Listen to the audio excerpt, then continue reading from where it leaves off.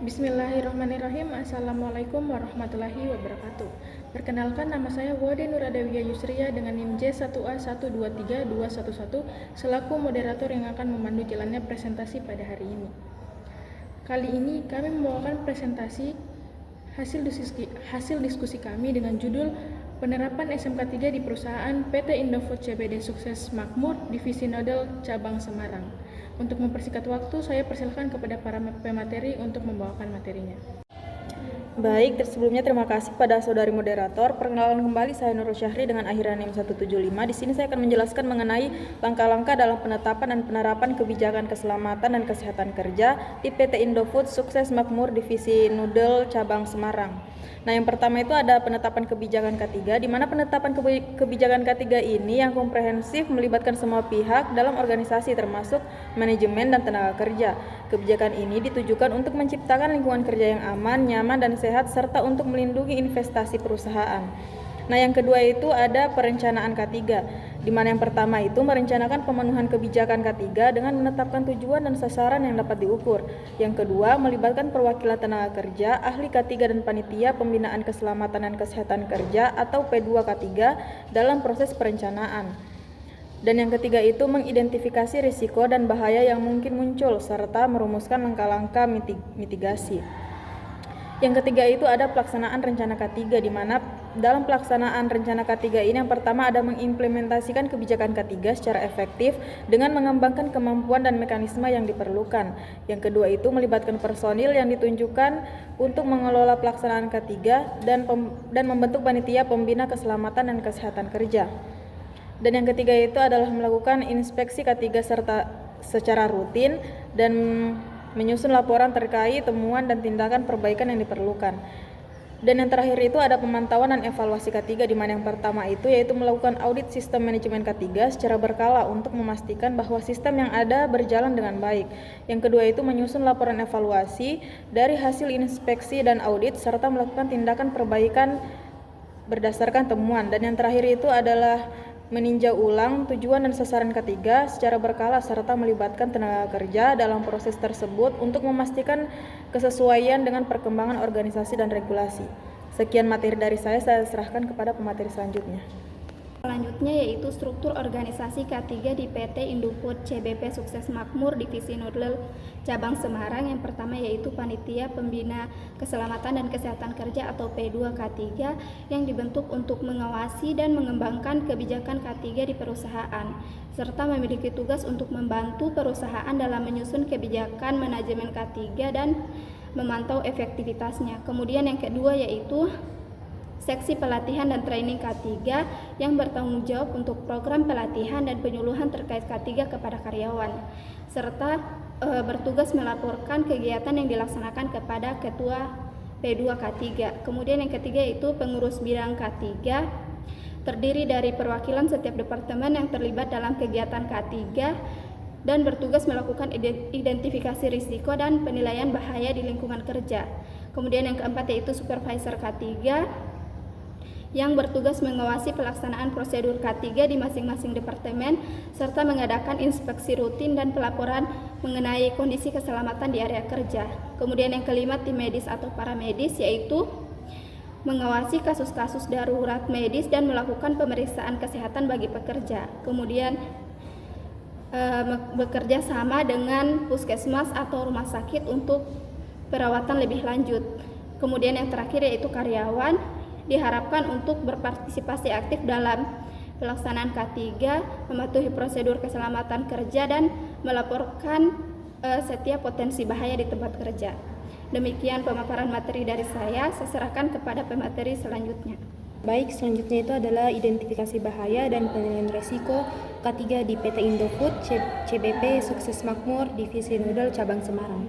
Jadi, identifikasi bahaya dan penilaian resiko itu merupakan bagian penting dari penerapan SMK 3. Kemudian hal ini dilakukan untuk mengenali potensi bahaya yang ada di tempat kerja dan menilai risiko yang mungkin timbul dari bahaya tersebut. Identifikasi bahaya dan penilaian risiko dalam organisasi keselamatan dan kesehatan kerja di PT Indofood ini melibatkan beberapa langkah dan identifikasian bahaya yang dapat menyebabkan kecelakaan kerja, yaitu yang pertama identifikasi bahaya, yang dimana melakukan pengidentifikasian potensi bahaya di setiap area kerja. Contoh area yang diidentifikasi itu meliputi area pump house, gudang etik, kemudian laboratorium, gudang karton, dan boiler batu bara. Kemudian yang kedua itu potensi bahaya. Di sini mengidentifikasi jenis-jenis potensi bahaya yang bisa terjadi seperti konsleting listrik, terpeleset ataupun jatuh, ledakan bahan kimia, dan tertimpa barang berat. Kemudian yang ketiga ada pengendalian risiko, yang dimana mengembangkan tindakan pengendalian untuk setiap potensi bahaya yang teridentifikasi, misalnya itu penerapan prosedur kerja yang aman, penyediaan alat pelindung diri ataupun APD seperti safety shoes dan sarung tangan serta masker. Kemudian ada penyediaan alat pemadam api. Yang keempat itu penilaian resiko, yang dimana menilai resiko dari bahaya yang telah diidentifikasi untuk menentukan tingkat keparahan dan kemungkinan terjadinya kecelakaan. Nah, data dari identifikasi dan penilaian risiko ini digunakan sebagai acuan untuk mengambil tindakan perbaikan yang diperlukan di lingkungan kerja. Baik, itu saja dari saya, kurang lebihnya mohon dimaafkan. Saya serahkan kepada pemateri selanjutnya.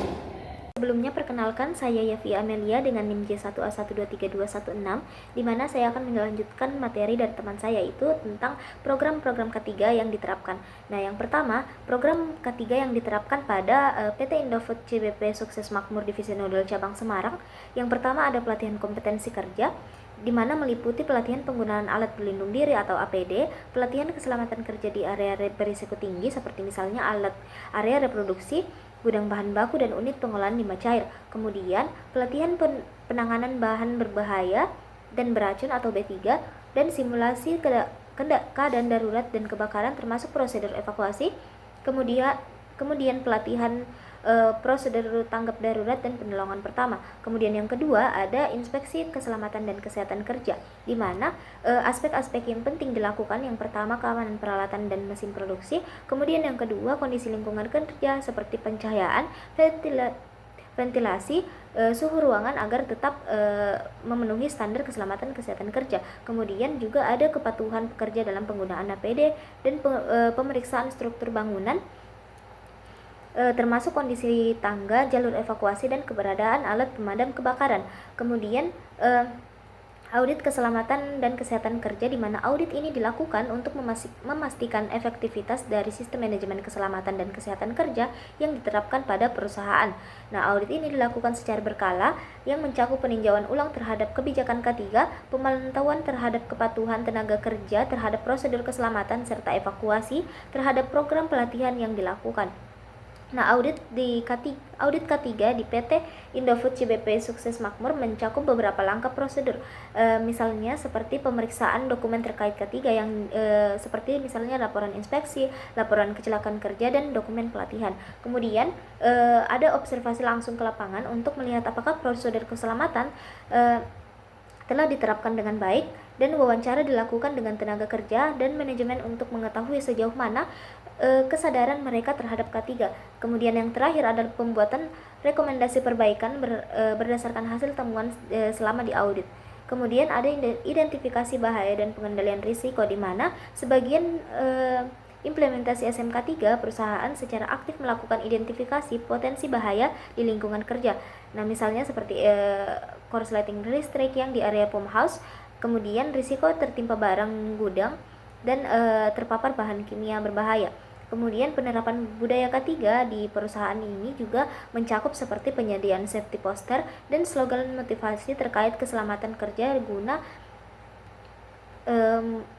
terkait keselamatan kerja di berbagai area kerja, melakukan safety talk secara rutin, kemudian menerapkan sistem reward dan punishment, dilakukan karyawan yang patuh terhadap K3 dan mendapatkan penghargaan, sementara yang melanggar akan diberi sanksi.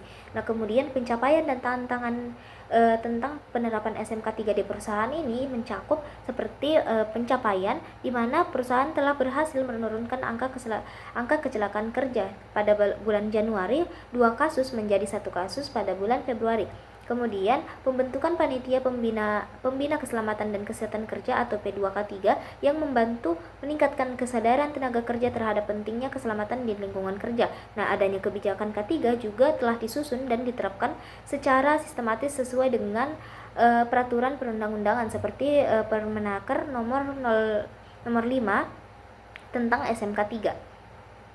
Kemudian, pelaksanaan inspeksi rutin dan audit K3 telah membantu mengidentifikasi potensi bahaya di tempat kerja dan mengambil langkah pencegahan sebelum terjadinya kecelakaan. Kemudian, yang terakhir adalah perusahaan telah mengembangkan program pelatihan dan penyuluhan yang membantu meningkatkan kompetensi tenaga kerja dalam bidang keselamatan dan juga kesehatan kerja. Kemudian ada tantangan-tantangan yang tentunya dihadapi di perusahaan ini. Yang pertama, belum semuanya tenaga kerja mendapatkan pelatihan K3 secara menyeluruh. Kemudian juga masih terdapat berbagai kondisi kerja yang berisiko seperti lantai licin, potensi kebakaran, dan bahaya listrik. Kemudian yang ketiga, ada kepatuhan tenaga kerja terhadap prosedur K3 masih perlu ditingkatkan.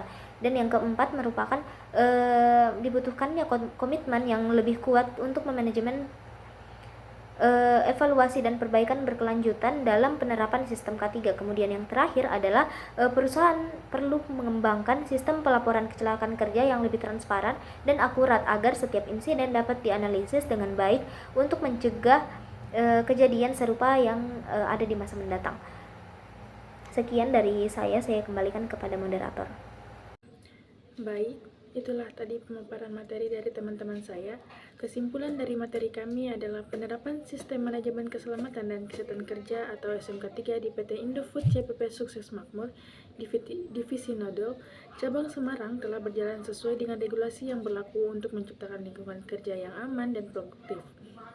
Berbagai program seperti pelatihan keselamatan, penggunaan alat pelindung diri atau APD, serta sistem tanggap darurat telah ditetapkan guna mengurangi risiko kecelakaan kerja. Dampaknya terlihat dalam peningkatan keselamatan karyawan, produktivitas yang lebih baik, serta citra perusahaan yang semakin positif. Meskipun masih terdapat tantangan seperti kepatuhan karyawan dan penerapan prosedur K3, perusahaan terus melakukan evaluasi dan perbaikan berkelanjutan. Dengan komitmen yang kuat, diharapkan SMK 3 dapat semakin optimal dalam menjaga kesejahteraan tenaga kerja dan efisiensi operasional perusahaan. Itulah tadi presentasi dari kelompok kami, lebih dan kurangnya mohon dimaafkan. Saya akhiri dengan ucapan wabillahi taufiq wal hidayah. Wassalamualaikum warahmatullahi wabarakatuh.